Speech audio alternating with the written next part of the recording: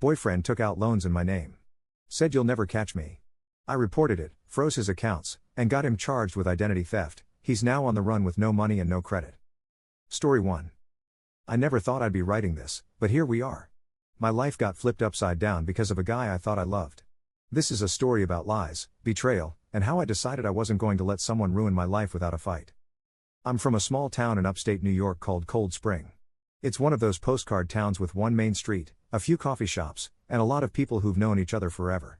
I grew up here, worked here, and honestly, I thought I'd live here forever. My mom always said I was a practical kid. I never spent more than I earned, never took risks I couldn't afford, and kept my life pretty simple. That's why I was shocked when I found out my boyfriend, Ruben, had destroyed everything I'd worked for, and thought he could get away with it. I met Ruben at a friend's birthday party in Poughkeepsie. He wasn't from my town, which I liked. There's something exciting about meeting someone who doesn't already know your life story. Ruben was tall, confident, and had this charm about him that made everyone in the room pay attention. He told me he was a graphic designer, freelancing for big companies, and that he loved the freedom of his work. I didn't know much about that kind of job, but it sounded cool, and honestly, I was hooked. The first few months with him were amazing.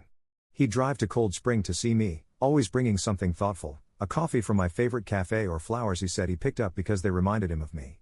He had a way of making me feel like the most important person in the world. When he suggested moving in, it felt natural. He was spending so much time at my place anyway, and splitting the rent sounded like a smart idea. I thought I knew him well enough by then. He was funny, laid back, and always seemed to have these big dreams. But now I know that's all they were, dreams. Things started to change after he moved in. At first, it was small stuff. He'd borrow my car all the time, saying his was in the shop. I didn't think much of it until I realized his car was in the shop for months. He'd make vague comments about needing a few $100s here and there to cover unexpected bills, promising he'd pay me back. He never did. Whenever I'd bring up money, he'd brush me off, saying he had big payments coming in from clients but that it was all tied up for now. I wanted to believe him. He was my boyfriend, after all. But looking back, it's embarrassing how naive I was. The first big red flag came when my bank called me. They wanted to verify a loan application I had supposedly submitted. Except I hadn't applied for any loans. I told them it must have been a mistake and hung up, but something about it didn't sit right with me. That night, I checked my credit report online, just to be safe. I couldn't believe what I saw. There were 3 loans listed under my name, loans I didn't take out. Altogether, they added up to nearly $50,000. I felt like I was going to be sick. I sat there staring at the screen, trying to figure out how this could have happened. I hadn't lost my wallet, I hadn't shared my personal information with anyone, except Ruben. At first, I didn't want to believe it. I told myself there had to be another explanation. But when I dug deeper, the evidence was impossible to ignore. I checked my laptop's browsing history and found emails from loan companies that I didn't recognize. The kicker was a folder on my desktop labeled receipts that I hadn't created. Inside were files with my name on them, loan applications with forged signatures. I waited until Ruben came home to confront him. I wanted to hear him deny it, to tell me it was all a misunderstanding, but he didn't. Instead, he smirked and said, "Yeah, I took out the loans. What are you going to do about it? Call the cops? You'll never catch me." I couldn't believe the audacity. He was so smug, so sure that I wouldn't do anything. In that moment, I realized he didn't love me. He didn't even respect me.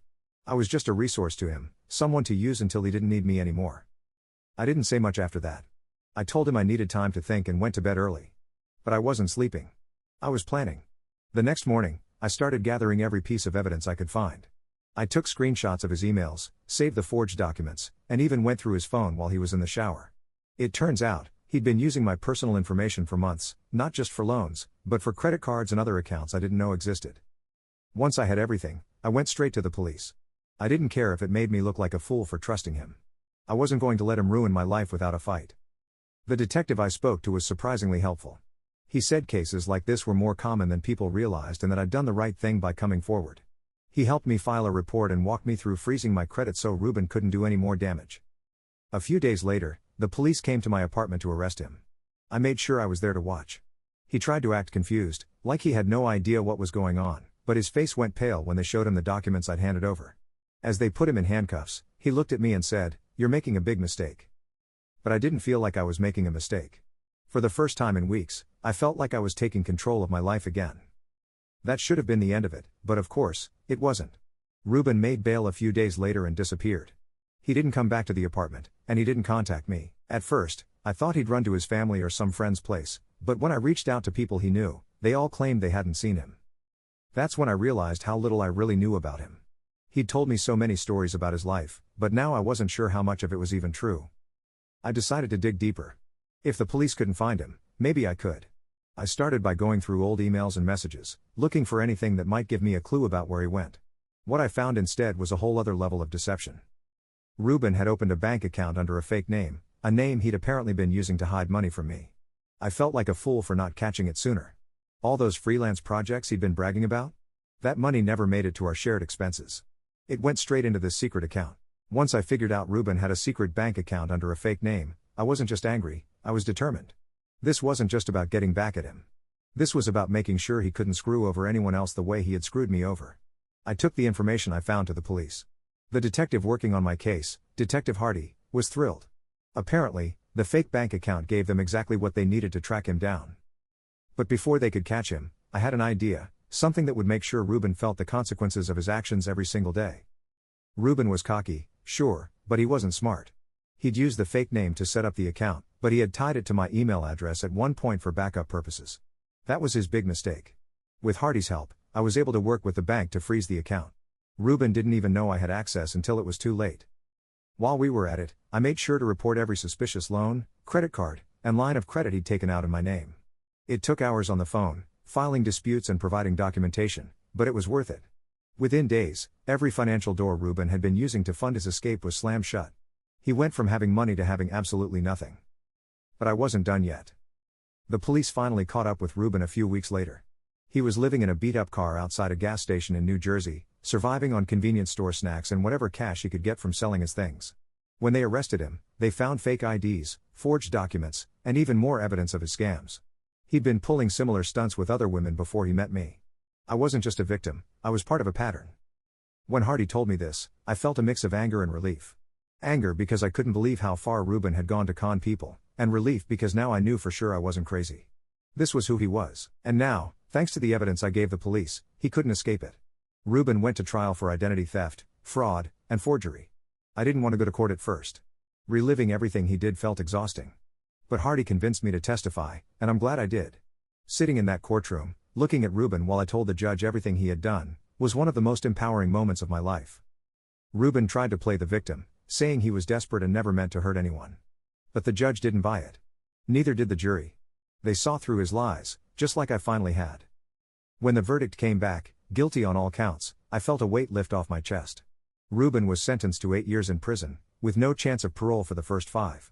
He wouldn't just be in jail, he'd be starting over with no money, no credit, and no trust from anyone who knew him. The legal win was satisfying, but it wasn't the end of my revenge. I decided to make sure everyone knew who Ruben really was. I wrote a detailed post about what he had done, complete with screenshots of the fake documents and proof of his scams.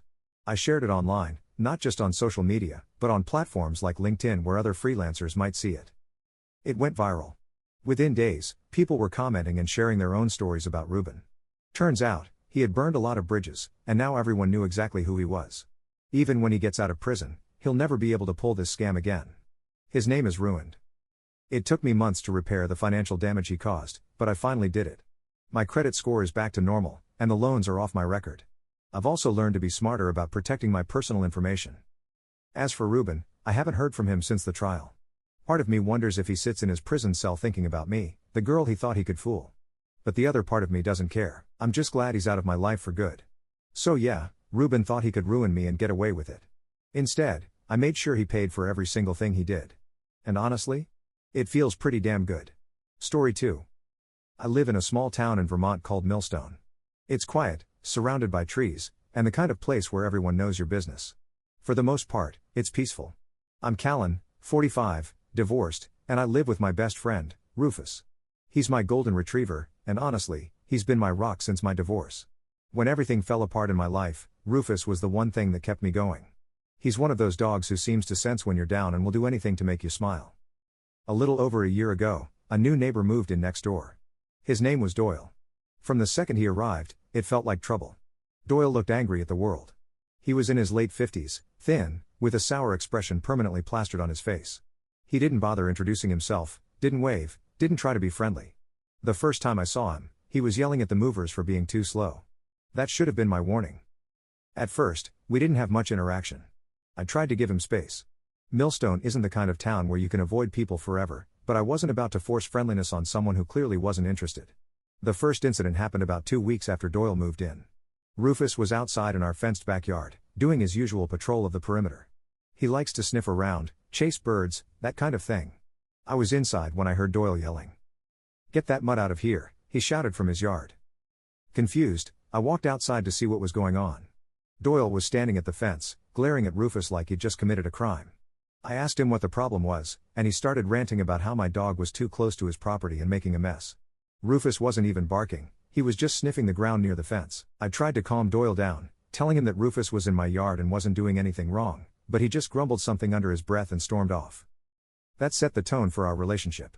Anytime Rufus was outside, Doyle would glare at him, mutter insults, or complain loudly to no one in particular. I did my best to ignore it. Some people just don't like dogs, and that's fine. But Doyle wasn't just a dog hater. He seemed to have a personal vendetta against Rufus. Then, one night, everything changed. Rufus got sick. Really sick. He was throwing up, couldn't stand, and was whining in pain. I panicked. I rushed him to the vet, terrified I was about to lose him. The vet ran some tests and told me Rufus had ingested rat poison. I was stunned. I didn't use rat poison anywhere on my property, and Rufus never left the yard. How could this have happened? That's when I started thinking about Doyle. He hated Rufus. He was always complaining about him. But would he really do something like this? It felt like a stretch, but I couldn't shake the thought. The vet managed to save Rufus, but it was close. Too close. I brought him home, determined to figure out what had happened. I decided to keep a close eye on Rufus in the yard. I also installed security cameras around my property. I didn't tell anyone, not even my kids, because I didn't want to jump to conclusions without proof. For weeks, nothing happened. Doyle kept being his usual grumpy self, glaring at Rufus from his window, but he didn't do anything suspicious. I started to think maybe I was wrong. Maybe it wasn't Doyle. And then I caught him. It was a Friday night, around midnight. I was reviewing the footage from one of the cameras out of habit when I saw it. Doyle, sneaking into my yard. He was holding something in his hand, a piece of meat, it looked like, and he tossed it over the fence. My heart sank. I rewound the clip, watching it over and over, hoping I was seeing it wrong, but it was clear as day. Doyle had thrown something into my yard. I ran outside with a flashlight, and sure enough, there it was. A chunk of raw meat, sitting near the fence where Rufus usually sniffed around. I bagged it up and took it to the vet for testing the next morning. A few days later, the results came back, rat poison. Just like before. I felt sick. Doyle had done it. He had tried to kill Rufus. Twice. I didn't know what to do. I wanted to march over to his house and scream at him, but I also wanted to handle this the right way. I had the footage and the test results. I had proof. But I also knew Doyle. He wasn't the type to admit to anything, even when caught red-handed. I decided to confront him anyway. I knocked on his door, my heart pounding. He opened it, looking as annoyed as ever. "What do you want?" he snapped. I didn't waste any time. "I know what you did," I said, holding up my phone with the footage playing. "I caught you on camera throwing poisoned meat into my yard." For a second, Doyle looked shocked. Then he laughed, a cold, nasty laugh. "You can't prove anything," he said. "That could be anyone. Good luck convincing anyone it was me." I was furious. "I have the footage. I have the vet's report. You tried to kill my dog." He shrugged. "Your dog's a nuisance. Maybe now you'll keep him out of my business." I couldn't believe it. The audacity of this man. He wasn't even sorry. If anything, he seemed proud of what he'd done. I walked away, shaking with anger. I knew I had to take this further. I froze when I heard his voice. He knew. Somehow, he knew I had seen the texts. My mind raced. How did he find out? I'd put everything back exactly as it was. I stayed silent, gripping the phone so hard my knuckles ached. "Are you there?" Rigby asked, his voice still calm but sharp. "I know you saw the messages." My throat was dry, but I forced myself to speak. "What messages?" "Don't play dumb," he snapped. "You shouldn't have seen them. And now you're going to regret it." Before I could respond, he hung up. I stared at the phone, my heart pounding so hard I thought it might burst. Regret it? What did he mean? I felt like I was in a bad dream, but the pain in my chest told me this was all too real. I needed to think. I needed a plan. I wasn't going to let him intimidate me. I spent the rest of the day digging. Every time I thought I'd uncovered the worst of it, I found something else. Bank statements showed withdrawals and charges I couldn't explain, fancy restaurants, gifts from jewelry stores, even a down payment for a condo in Pittsburgh. He was building a whole other life with her. I felt rage boiling inside me. This wasn't just betrayal, it was a complete and calculated lie. Then I found the most damning evidence of all, a folder of documents on his laptop labeled plans. Inside were blueprints for what I can only call an escape route. He was planning to leave me. He'd been slowly moving money into a secret account. He had a timeline, and it wasn't far off. The condo in Pittsburgh wasn't just for him and Arietta to play house, it was their new home. My hands shook as I read his notes. Tell Marla it's over. Be firm. That's me. Marla. My own husband had scripted how he was going to dump me. I wasn't going to wait for him to pull the trigger. If he wanted to play dirty, fine. I'd show him just how dirty I could be. I spent the next week carefully collecting every piece of evidence I could find. The texts, emails, photos, financial records. I copied everything onto a flash drive and backed it up online. I also started talking to a lawyer.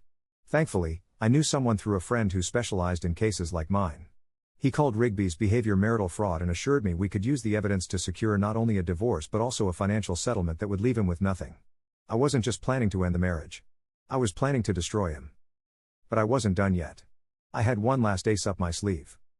Rigby thought he was smarter than me, but he made one mistake. He underestimated just how much I could endure when my family was on the line.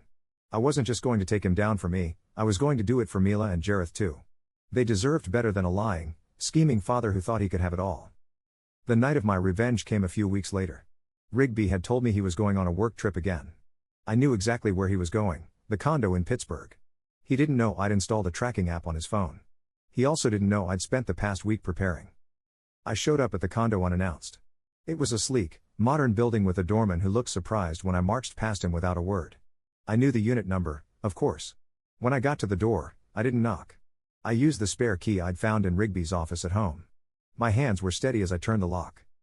Inside, I found them. Rigby and Arietta.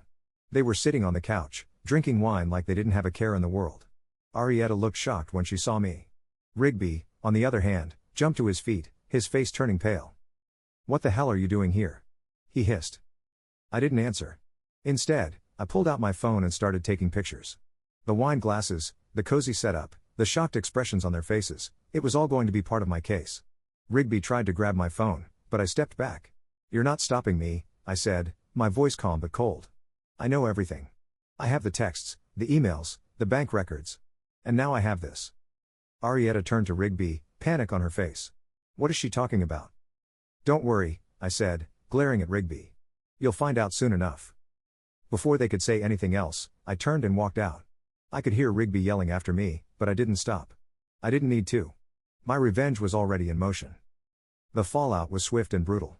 My lawyer filed for divorce the next day, citing adultery and financial misconduct. The evidence I'd collected left no room for argument. Rigby didn't just lose the condo in Pittsburgh, he lost our house, most of his savings, and custody of the kids.